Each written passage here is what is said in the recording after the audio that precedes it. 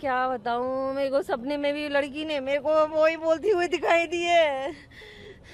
गंदा बोल रहा है, गाली दे रहा है मेरे को वीडियो कॉल नहीं दिखाई एक भी और करके।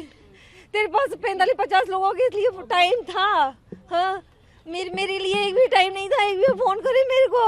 आत्महत्या नहीं है वो नहीं कर सकती, मेरे को मालूम है अपनी बेटी की नेचर कैसी थी। वो आत्महत्या होती कि फोटो करके पहले बोल दिखा देते ना। पुलिस वालों को बुलाती थी, एक भी पुलिस वालों को बुलाती थी। CPR नहीं, उसको सांस आ रही थी तो लेके हॉस्पिटल भागती थी, पास वाले हॉस्पिटल में जाती थी, इतनी दूर हॉस्पिटल में गई है। मेरे को वीडियो कॉल नहीं दिखाई एक भी और करके। तेरे पास 45-50 लोगों के लिए टाइम था, हाँ मेरे लिए एक भी टाइम नहीं था, एक भी फोन करे मेरे को।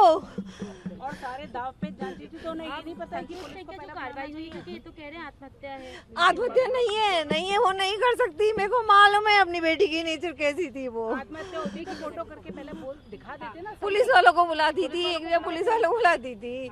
CPR नहीं, उसको सांस आ रही थी तो लेके हॉस्पिटल भागती थी, पास वाले हॉस्पिटल में जाती थी, इतनी दूर हॉस्पिटल में गई है। हाँ संतुष्ट हैं आप जो कार्रवाई? नहीं है, मैं पूरी तरह से मैं नहीं हूँ। अगला कदम क्या उठाएंगे? अगला कदम और भी अभी इन्वेस्टिगेशन पहली बार तो आधी हुई है, अभी और होगी। अभी एप्लीकेशन हमने डाली और भी होगी।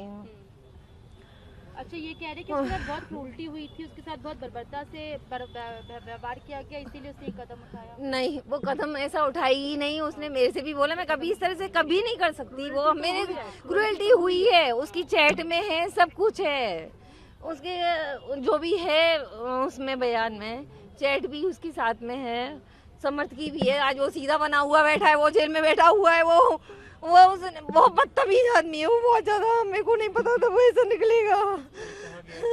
5 महीने में उसने मेरी बेटी को 5 महीने में भी प्यार नहीं दिया, जरा भी 5 महीने में जरा भी प्यार नहीं दिया उसने। ये भी कहा गया कि जिस तरीके से बाकी चीजों के लिए प्रताड़ित किया गया, अबॉर्शन के लिए दबाव बनाया गया, हाँ जी, कोई ऑप्शन नहीं बचा था। और ये बात का जिक्र किया गया है जो चार्जशीट दाखिल की गई थी। अभी तो जिक्र किया गया है, हाँ।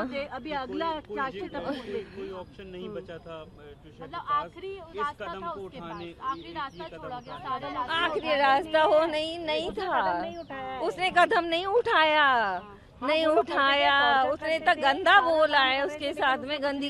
कल भी मेरे को, मैं क्या बताऊं, मेरे को सपने में भी लड़की ने मेरे को वही बोलती हुई दिखाई दी है। गंदा बोल रहा है, गाली दे रहा है मेरे को। अभी ये जांच और आगे तक जानी है, अभी और भी चार्जशीट फाइल होंगी।